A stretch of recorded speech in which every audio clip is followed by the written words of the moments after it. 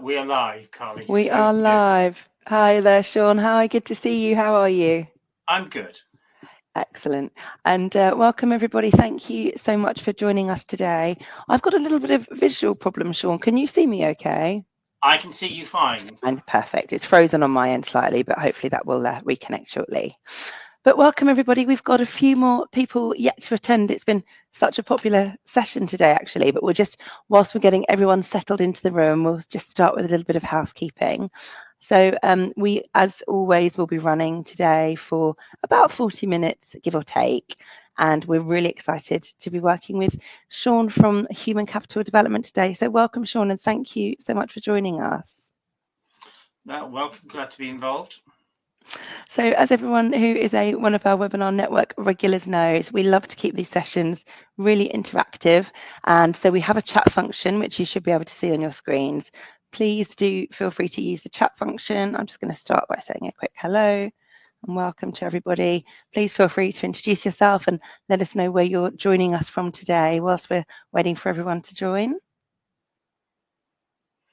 Yeah, one thing, Carly, you can see the chat function. I can't because I've got the presentation running. So I will keep an eye on it, Sean, and then I can pop any questions to you as they come in. And we've got quite a few of our registered guests in now. So why don't we get started? I still can't see myself, but if you're happy that it's all clear on your side, Sean, then should we get going? Yeah, I can see you, so brilliant. As long as you can see me. I can indeed, and that's the main thing. Perfect. So welcome, everybody. So really, really excited actually about this session. We've been fortunate enough to work with Sean and his team at Human Capital Development for a number of years, more years than I care to remember, Sean, in fact. But we are big believers in the PPI product that Sean has copyrighted, which is, as we all know, a personality measure. And today we're going to be talking a lot about how we're going to be managing teams more effectively by utilising the personality profiling. And this is in particular around hybrid teams, because as we all know, we're working in a mostly hybrid world these days, and it comes with some challenges. So, Sean, it would be amazing if you could start by giving us maybe just a bit of a background to PPI, please, and to DISC. We will start then. Here we go. Oh, that would be helpful if we'd actually turn the slide. We were previewing the slide earlier, folks, and as it happens, it very helpfully didn't start again at the beginning. So let me just roll it back. I had exactly the same thing yesterday. Always the way. I should have warned me. I've not used WebJam before. Yes, you're going to learn some interesting things. If you don't know anything about this model, you'll learn some things, and hopefully what this should do is get us to realize that what we think we know about people, our preconceptions, are not always right. Mm-hmm. So starting up, we can all see, can you see that now, Carly? Yeah, I can see that. If anyone can't see it, just pop it in the chat that you can't, but I'm sure that should be visible to all. Okay. The model that we are going to be talking about today in relation to people and how they are affected by remote working and general work patterns is DISC. And it starts with this gentleman, Professor William Moulton Marston, who is an interesting gentleman, to put it mildly. In 1921, he completed his thesis for his doctorate at Harvard University, and that led to the development of the polygraph. He also developed what he called the biosocial theory of emotion and personality. And to test these theories, he developed a short personality test. So, Sean, just sorry to interrupt. So, am I right in thinking that the polygraph is the old lie detector test? Is that it is? Yes. Yeah, interesting. Yes. Okay. Yeah. So his work contributed to the origin of that. Yes, he was talking. I'll have to go back on. What he was doing was looking at systolic blood pressure, When we lie, our blood pressure raises. So that's what he was doing. And he wrote several books on the subject. So this was the first work that he did, and he continued to talk about it for most of his life. But it didn't define him. It was one of the things that he did. He also invented Wonder Woman. And that came about because he had moved to Los Angeles, and all the superheroes, people like Batman, Superman, Spider-Man, were men. And also they all relied on superhuman powers to stamp their authority. And Marston was a feminist, and he looked to create somebody who was different from the norm, who was working more from a position of love than the men who were working from a position of power. So Wonder Woman was created, and his wife, Elizabeth Holloway Marston, said it better be a woman then. So she helped him in developing this character. And she was a remarkable woman in her own right, because Elizabeth was an editor of Encyclopedia Britannica. She went on to edit another magazine afterwards. And later in life, she was the executive assistant to the chief executive of a large American insurance life company. So she was a remarkable lady in her own right. But the Marston household was unusual. Tell us how. Because we have this lady, Olive Byrne, and Olive, Elizabeth, and William lived a polyamorous relationship. So they lived together as a couple. William met Olive when he was a professor at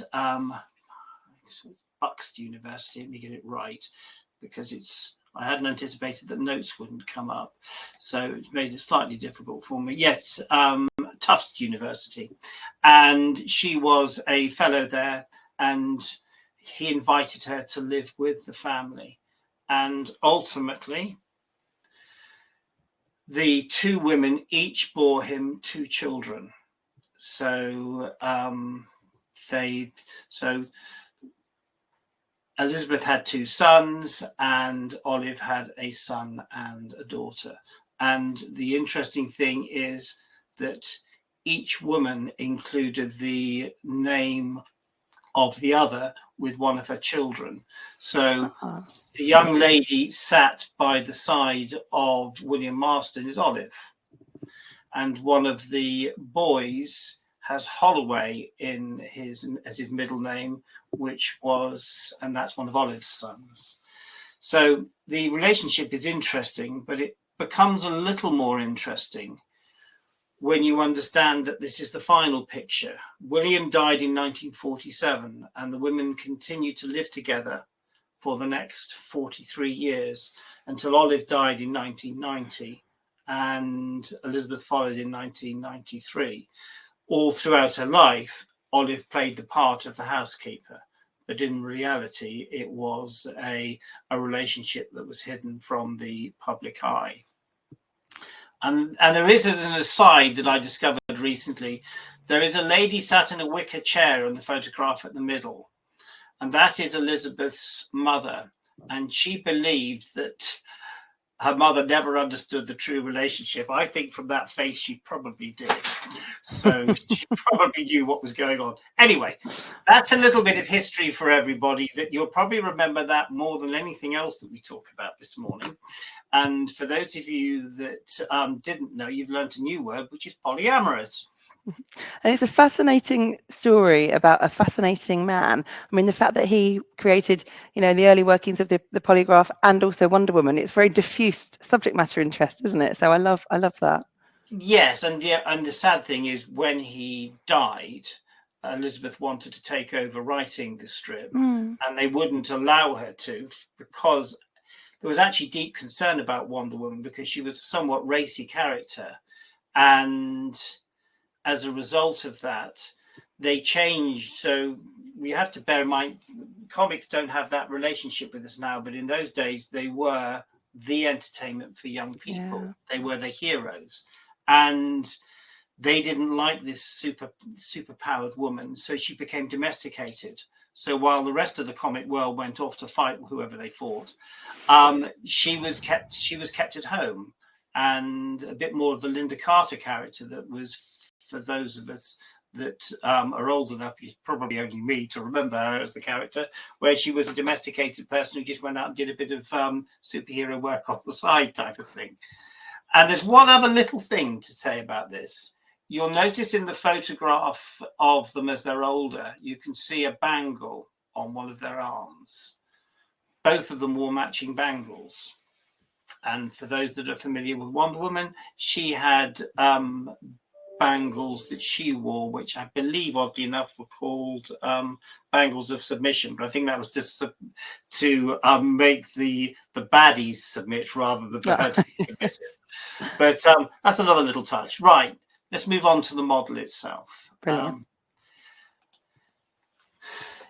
The disc model is based upon, first of all, 3 pictures of a person, and they are drawn onto charts. It's a powerful but an elegant but quite simple model, and the way in which it operates is that chart 1 is who you are, who you think you need to be successful in your current environment.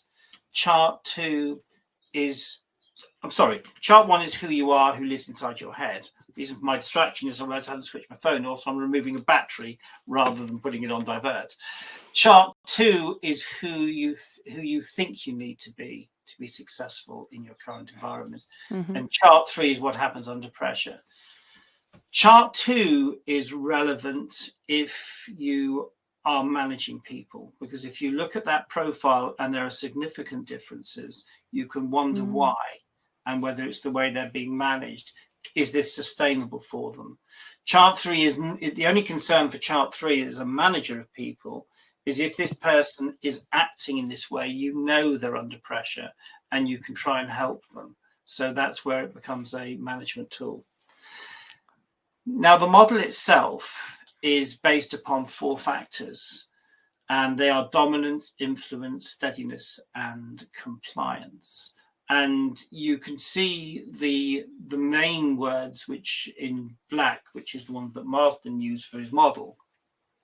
Underneath, grayed out, you have words that are used by other psychometric profiling models. So you can see there's a similarity between. Now, one of the things that's interesting is that people don't always get on, which is a fact we know. And what we do find is that there are lines of tension between different profiles. So some profiles have more difficulty in understanding and working with others unless they understand each other. And in the way we've created this model for this exercise, it's the opposites that have the tension.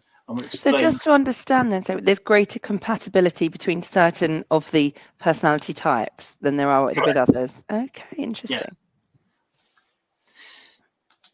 Now, we're going to start by just giving you a little understanding of who these people are. Now, what I would say is this is slightly exaggerated in language because 2 things. First of all, what we don't measure is learned behavior. So we don't measure how people have adjusted their personality. People with higher level of emotional intelligence can hide who they are to suit situations. But this is assuming these people are just who they are and they're letting you know. So dominant people are forceful. They take the initiative. They hide their feelings. They very much have an in-charge attitude. And they're task-driven people. And they tell people what they want them to do. Influencers, on the other hand, they also tell, but it's an invitation. Come on, guys, let us go and do. They're outgoing. They promote themselves very, very well.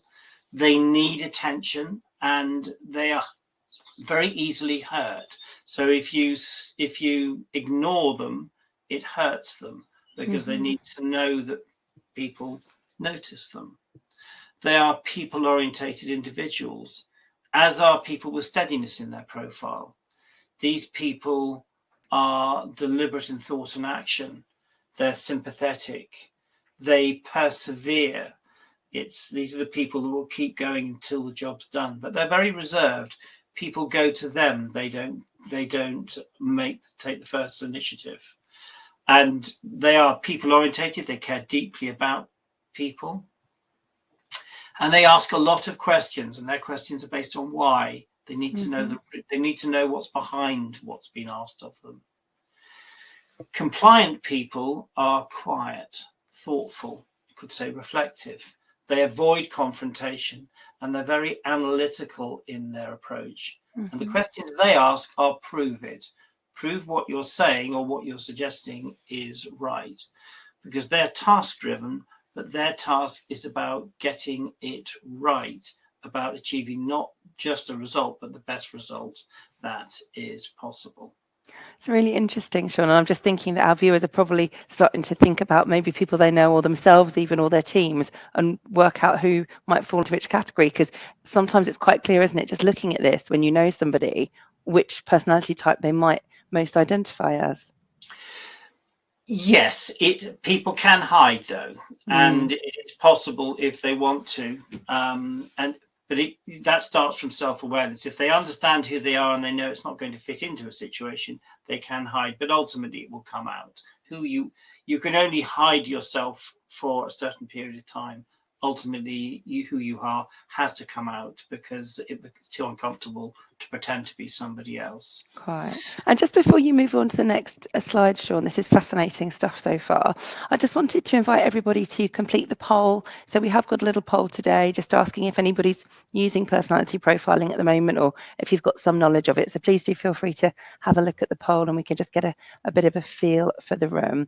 And as I say, any questions that come up as we're going along, do pop them in the chat and I'll make sure we pop them to Sean for you. Okay. So the strengths, dominant people, their confidence, their determination, their focus on the goal because the goal is about winning. For influencers, it's their enthusiasm, their empathy. They have high levels of empathy. They understand people very well. And their interpersonal skills. They can get on with most, not all people, as we'll discover in a little while, but they try very hard to get on with everybody. They want everyone to be their friends. Steadiness, these people are incredibly loyal if you've gained their loyalty. Very reliable. If they say they're going to do it, they'll do it, but in their time. And they're great listeners. If you want people in a customer service role, it's people with S in their profile you want because they'll listen carefully to what the client is saying and then come back to them. Whereas an influencer is more likely to butt in and try and think they've got the answer before they have. Highly compliant people, they're very accurate, very knowledgeable, high levels of integrity. You have to be 100% sure before you tell somebody with compliance in their profile they have lied, because they probably haven't. And they avoid emotion. They don't bring emotion into the workplace.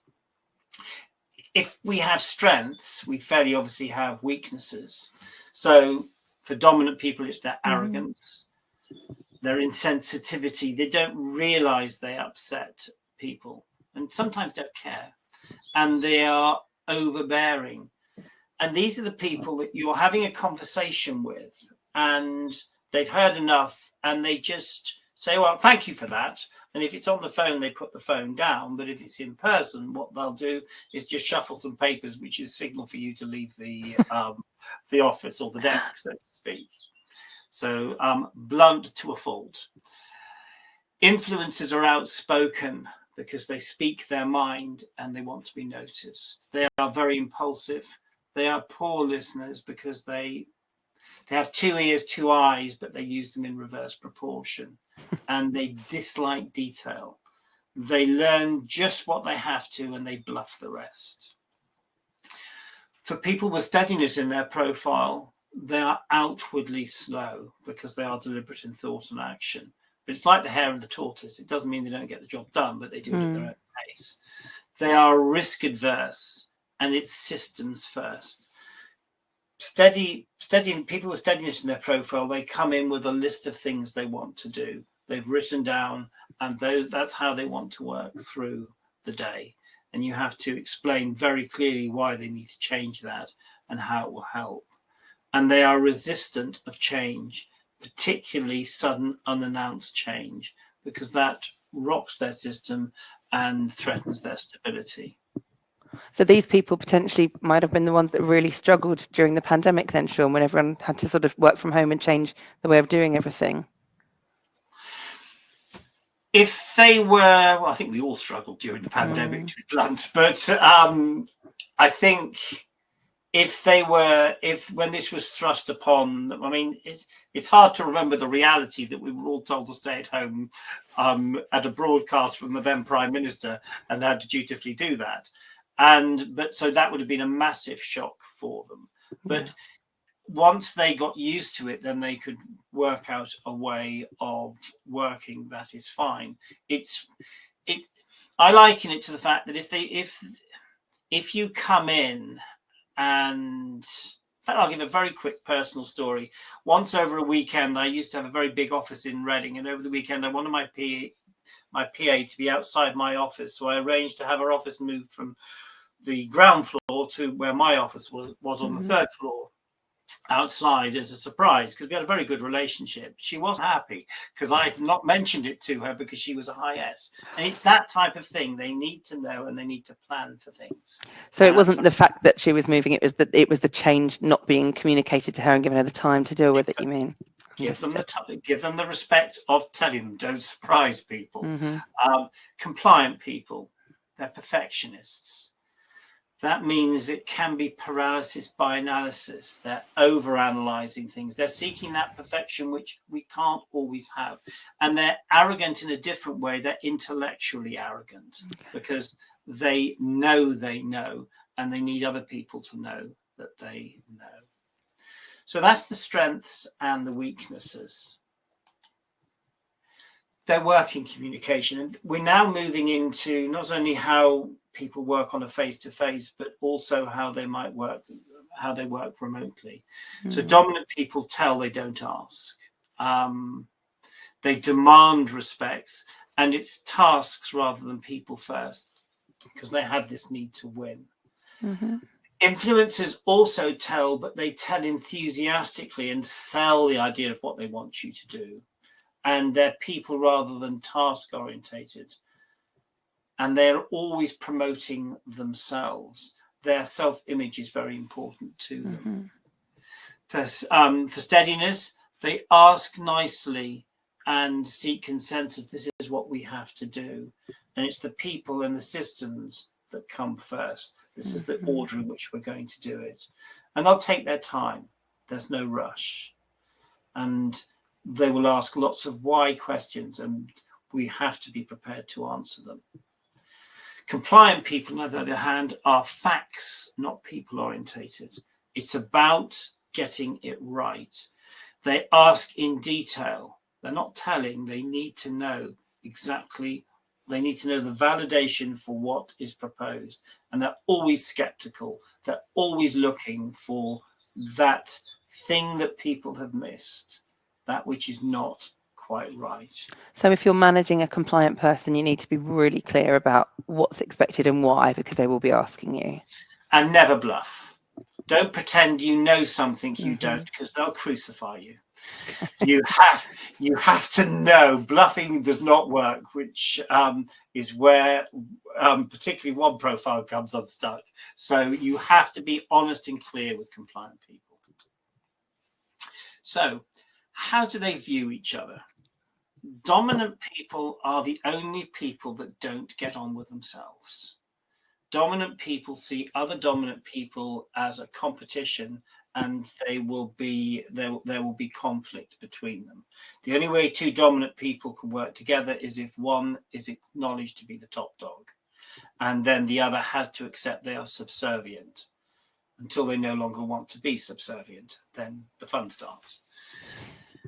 When dominant people look at influencers, they see somebody who's full of dreams, but they talk too much rather than doing. And they're a poor completer, but they promise much. So they can see that influencers can help them to achieve their goal.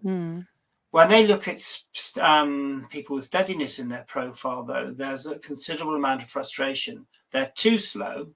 They don't react when I bark at them, if you like. They're boring, and they're negative because they're always asking why questions. The why is I told you to do it. And they obstruct, they try to slow me down. When they look at the high C's, they see somebody who's picky and pedantic, but knowledgeable, cold and impartial, which is fine because I'm a high D, I'm cold and impartial, so I don't mind that. And they're efficient, and like me, they are task driven, so they are comfortable with those people. They see a use for them, but they will also be slightly fearful of that they will know more than I do. Interesting. So we're saying essentially that if we get two high Ds together, they're unlikely to complement each other or get along particularly well. It will take a lot of work, and ultimately the relationship is likely to break down. Somewhere sooner or later down the line, it will break down when the person who's taken the subservient position decides they can no longer do that. I once trained somebody about 25 years ago who made sure that all of his executive board had dominance as high as his. While I was training in the Dorchester in London, a coup took place, and when he got back, he was retired. That is the reality of the situation. Wow. Yes, this is serious stuff, isn't it? It can be serious stuff. Yes, I'm sure he enjoyed a long retirement in Miami. Influencers. They look at the world obviously slightly differently. When they look at the highest, they see somebody who's useful. They think they're easily manipulated and they can persuade them to their point of view. Bit slow and pedantic, but they know they're loyal and they know they're warm and caring, so they like that fact about them. Okay. When they look at the compliant people, they have more of a problem because these people are cold and unfeeling. They don't want to have a conversation. They dampen my enthusiasm. They're almost machine-like and a threat due to their knowledge. Why? Because I bluff. And they know I'm bluffing. So that's a problem. When they look at the high D, they see somebody who's a bully and unfeeling and suppresses my enthusiasm sometimes because they don't want to continue the conversation. However, they know they get things done. So they will try to work with them. They can work with them. Really interesting. So would you say the biggest line of tension, sorry, Sean, the biggest line of tension then for an influencer would be with the compliant person? Always. It's always the opposite on this model that has the clash, which is why we put them in these panes to make it clear. So when you look at the high S, when they look at the high C, they see somebody who's rule bound and knowledgeable, but they're honest and fair. They tell you as it is, and that honesty they appreciate, but they are cold and impersonal. They can work with them, but they have reservations. Their fear is dominance, dominant people, because they're pushy, they're unreasonable, they're dictatorial, and they intimidate. They bark at me, just do it and get on with it and get it done quickly. So that's where the tension exists. When they look at the high I, they see somebody who's untrustworthy. Why? Because they see the fact that they'll come in and say, oh, that's a nice dress or suit you're wearing today. It was the same one I was wearing yesterday. Because they'll say something nice because they don't realize the fact that they might get found out. But they're likable people and they're team people. Even if they want to be leading the team, they are team people. But they know they act politically. Yes, they can work with them, but they have their reservations, but they will work together. Last but by no means least, you have compliance. These are the people that are often overlooked, who are quietly getting everything done right. When they look at the dominant individual, they see somebody who's arrogant and inefficient, but useful at times. If I'm waiting on a piece of information, for example, and I can't get it because somebody's dragging their heels, I can tell the dominant person, the reason you haven't had this report is because I'm waiting on information from such and such department, in the knowledge the dominant person is going to get on the phone and chew somebody's ear off, and then I'll have the information. So they have a use. Sometimes having a large sledgehammer has a purpose in life. When they look at the high eyes, however, they see somebody who's loud and emotional, wants to talk all the time, and don't. They don't trust them because they bluff. Because as far as they're concerned, if you pretend you know something when you don't, that's a lie. And it's all about the team, not about the task. So that's where their concerns are, if you like. Mm-hmm. Now, we're coming to, you'll be pleased for those of you that have listened for a long time already and maybe want us to answer some questions. We're coming to sort of end of the formal part of this. There's a few more slides. This one's quite important because this talks about the preferred working environment that people have. Each of us will have a different, when we're actually in our workspace, it will look different for each of us.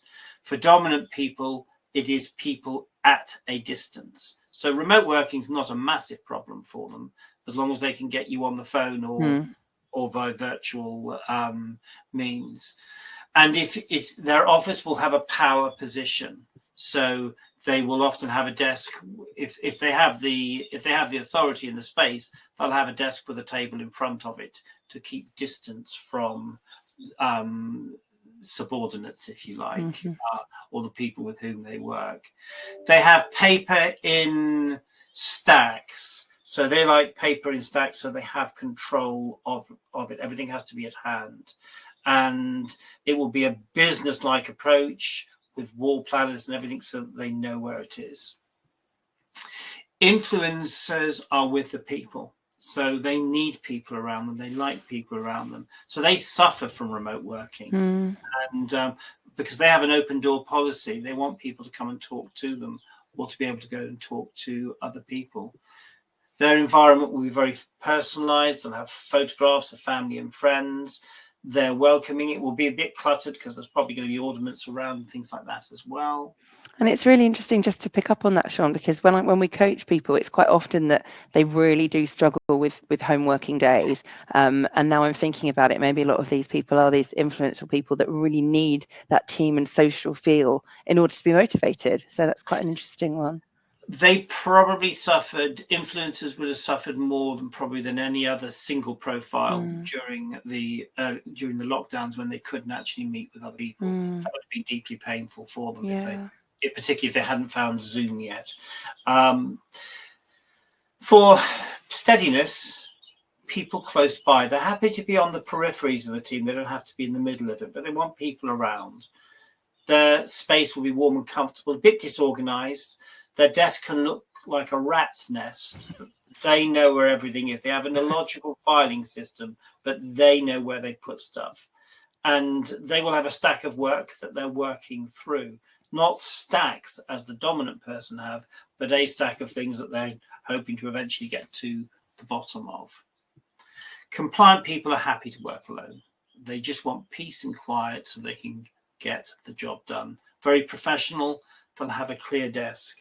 I can remember once I was running a public seminar, and I said to this individual when I was giving him feedback, "You're the sort of person will have all your pencils in a line on your desk." And he just said very quietly, "Why would I have more than one pencil on my desk?" So it's straightforward, simple. I only need one pencil. I can only write with one hand. They will have very organized filing. It's a quiet space. And they'll use technology in labor-saving ways, probably more than, or they'll adapt to it quicker than the rest of us. Brilliant. This is really interesting. I'm starting to recognise different people just from these descriptions. It's really interesting. Thank you. Okay. How we prefer to manage people. Dominant people managed by directing. pushy and dominating in their approach. Just do it. It's business-like, it's bottom line, results only. They'll be checking to make sure you've done it, and you've done it to get the results that they wanted. Influencers, it's managing by leading. Come on, guys, let us go and do. They'll act quickly. Their opinions of others matter. So they'll take a consensus. They may still do what they wanted to do, but they'll take a consensus to understand how other people feel about it, but then do what they wanted to do probably anyway. Over the top and very motivational is their approach to management. Steadiness has a different approach. They manage by consensus. They like committees. They'll get other people involved where possible. Relationships really matter. They don't want to upset people. They want other people to be happy. It is about the team being happy, everybody being secure. They'll ask before acting and consult. Compliant people, it's distant management. They're happy to manage by memo. Email will be what we're talking about today, or text. It's by the rule book. They'll have procedures in place. No conversation unless it has a purpose. And their approach is very analytical and logical. And Sean, do you find that certain of the personality types tend to lean towards leadership roles, or not necessarily? Dominant people demand to have a leadership role eventually. That's what I'm thinking, yeah. And influencers want the title. The title's very important. The Dominant status. To answer your question, dominant people need to be in control of their own destiny, and that means I need to be the boss. Yeah. Influencers need to be seen to be the boss and to have that title. That's what's important for them. High S's will reluctantly be the leader. They're happy to work as part of a team. They're very comfortable to do that. It reminds me, I'm chair of governance of a primary school, and about 3 years ago, the PTA ended up being run by 4. They had 4 chairs because nobody wanted. They were all high S's, I'm fairly confident. Nobody wanted to be the chair, so the 4 of them said they'd do it together as a joint chair. It didn't work hugely well, but the fact is that was the way they were comfortable. Yeah. They don't want necessarily to lead if they can help it. So more of a coalition sometimes. It's very much more of a committee. Compliant people, if they think they are the best brain for the job, will want to be directing is a strong word, will want to be focusing its attention. So yes, they'll be the manager, because it's a management rather than a directive or a leadership role that they will take. And lastly, how these people like to be managed. And this goes whether it's in person or remotely. For a dominant person, you need to set them achievable goals that they know they can win. There's no point in setting them something they can't do.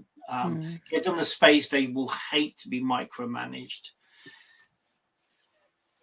It has to be a position of last resort to confront a dominant person, because they have this position of winning, and therefore if you have to exert authority over them, that means they have lost, and that is going to have an effect upon them. And reward them for results. Influences lead, don't drive them.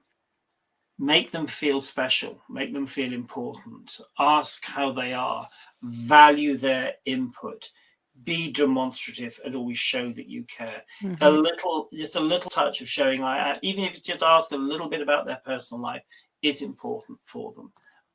It makes them feel more comfortable. For high S's, above everything else, listen to what they say, what they ask you. You have to take the time. It takes longer to manage high S's, but the rewards are there, because these are the people that will work long hours to make sure they get the job done. They truly care, and they care about getting it right for you and for themselves. And lastly, consult, never spring things on them.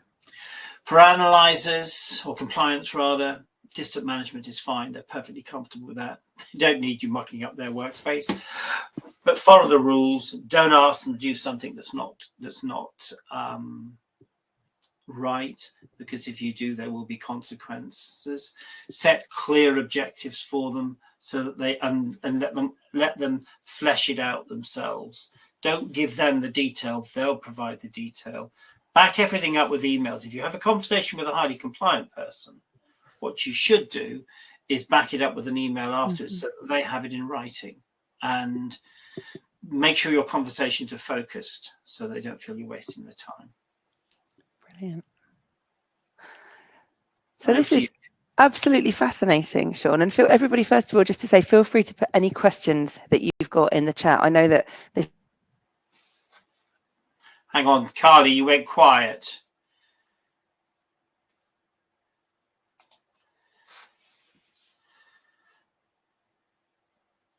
Can you hear me still?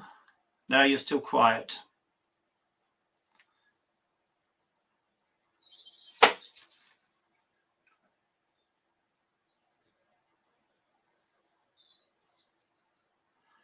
Just check if everybody else can hear you, Carly, whether it's just me that's got the problem.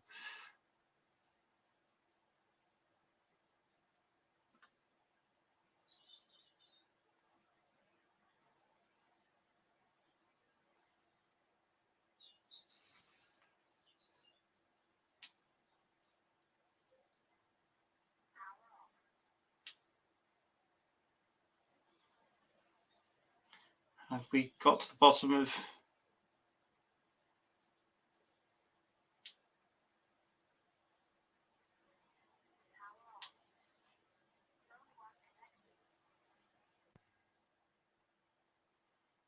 Right.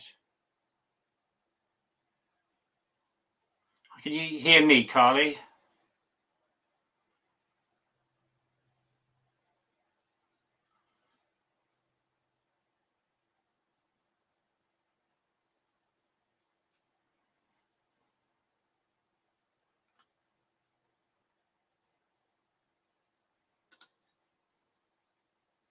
Right, we know we can't hear you. Not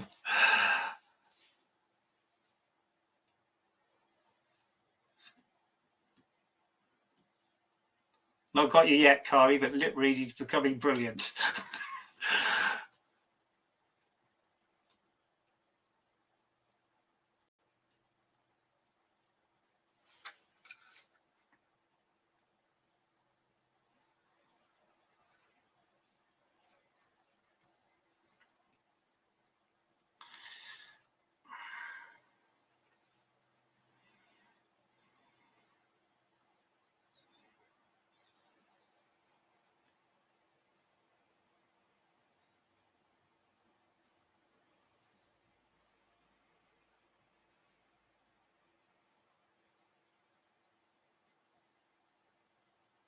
I'm sorry, folks, for this technical issue.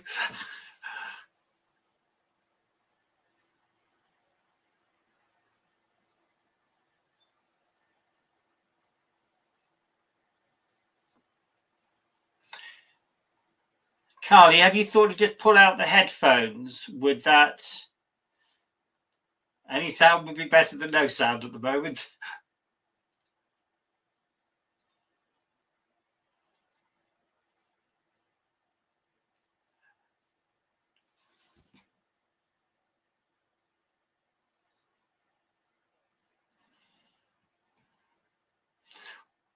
Just a quick thought, Carly, if you can hear me. Why don't you log out and log back in and see if that helps you quickly. While you're doing that, I'm looking to see if there are any questions anybody's got, but I can't see any at the moment.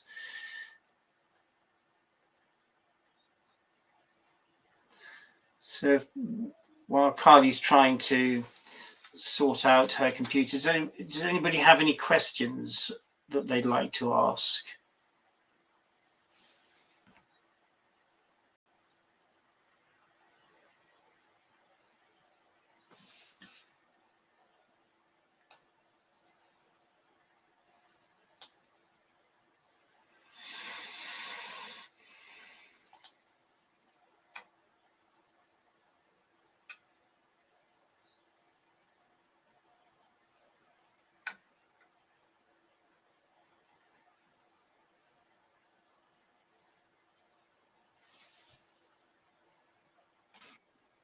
I can hear you now, Carly. You're back.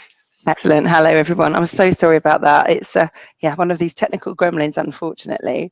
Were there any questions in the chat, Sean, before I? Nobody seems to have asked anything, to be honest. So either people are bored to death, or they've got all the answers to all the questions they had. Well, I can't see any.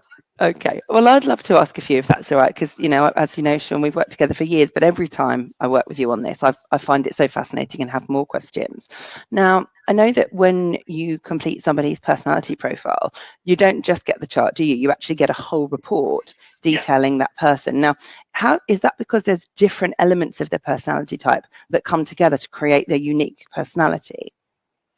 Yes, the reporting system is huge, and there are thousands of different permutations in the reporting system. In fact, we're just completing 10 years it's taken to rewrite the entire program, so it will some stage this year be a completely online process.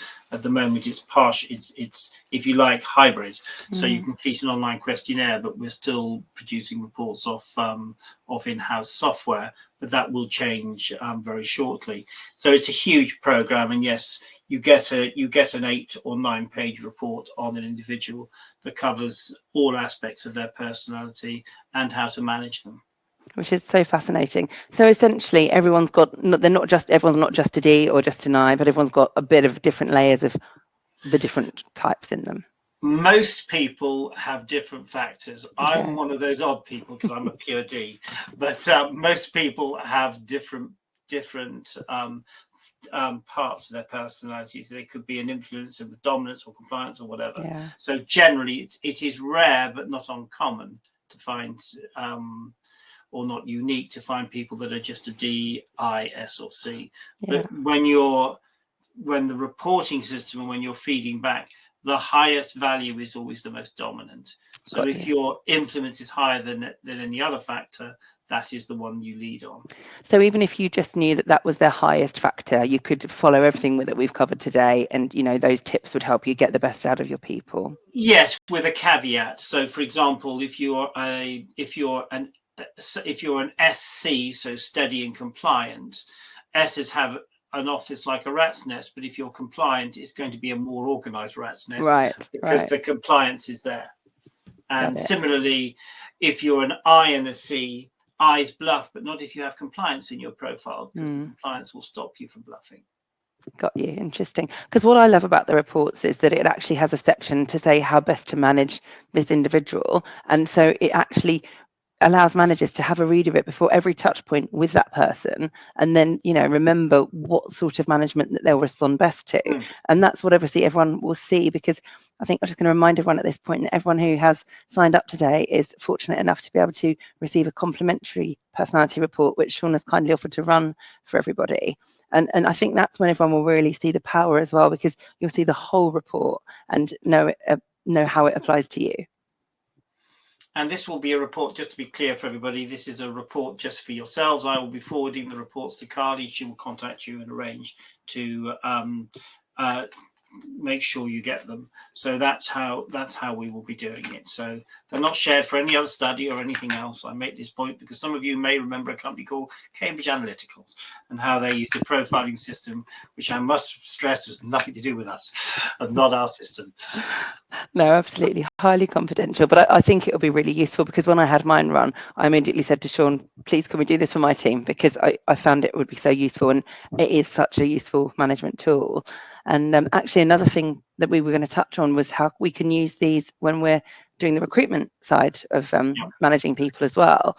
And that's what's so interesting, is that you can utilize them at every employee lifecycle touch point, and even at the interview stage they can be really useful, Sean, can't they?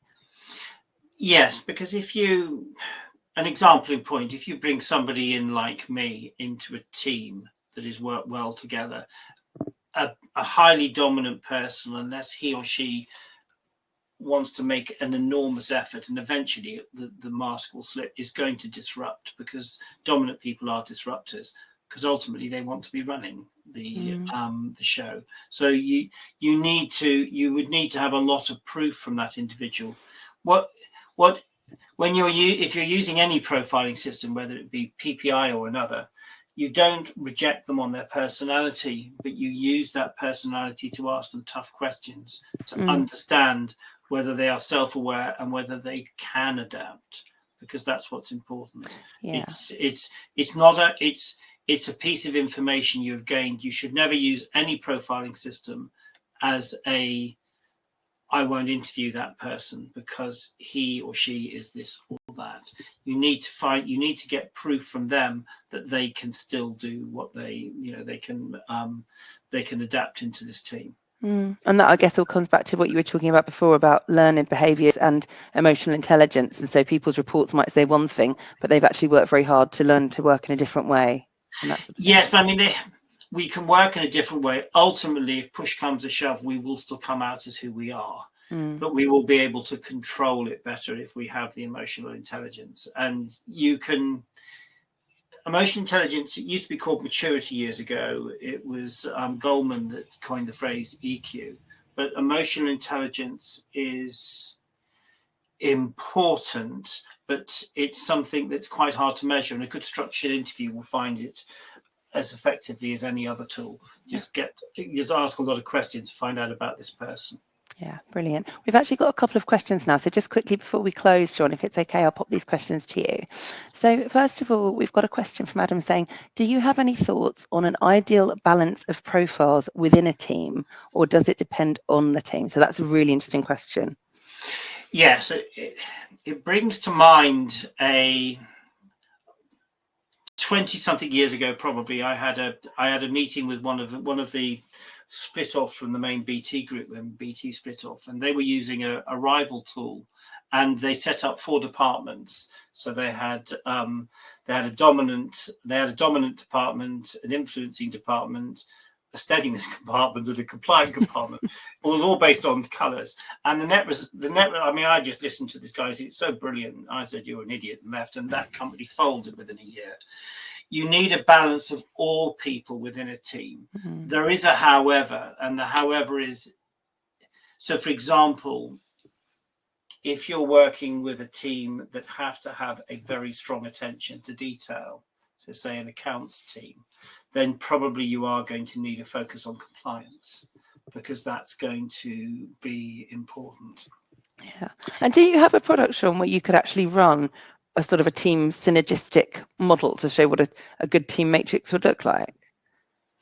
We can analyze a group of people and work out how they work together. It's not as sophisticated as PPI.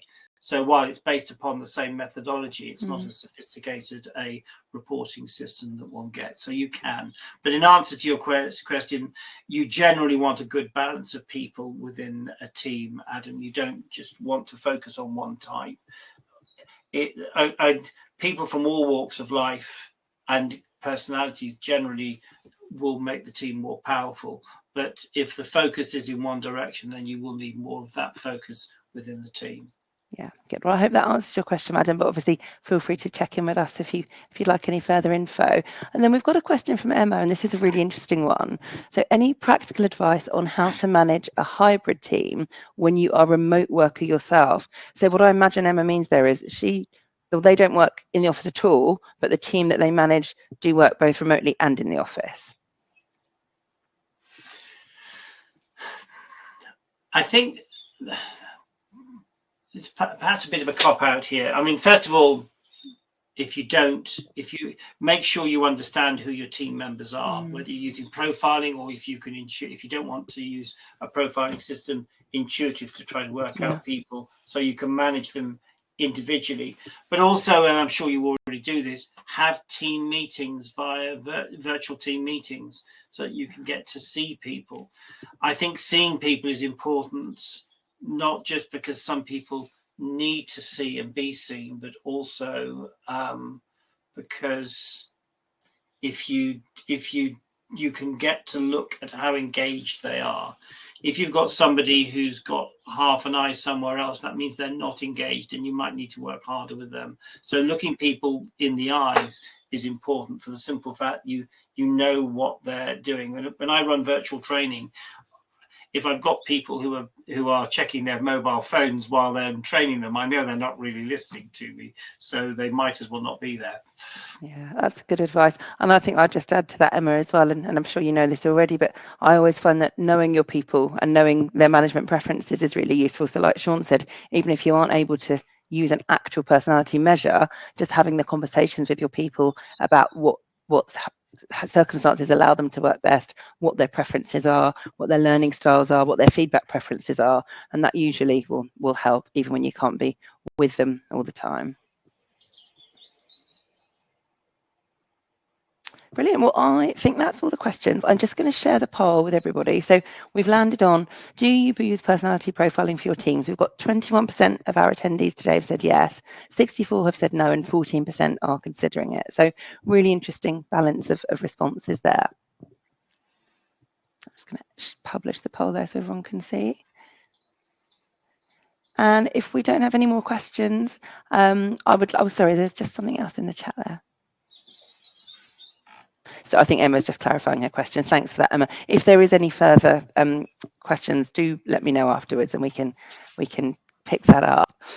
Sean, was there anything you wanted to add before we close out? No, just to clarify for everybody, Carly will be sending, for those of you that want to complete a free personality profile, you will be sent an embedded link. Basically, just click on that, fill in your name and details, and put webinar, and it'll be the instructions, and it will take you 5 to 7 minutes. Don't overthink it.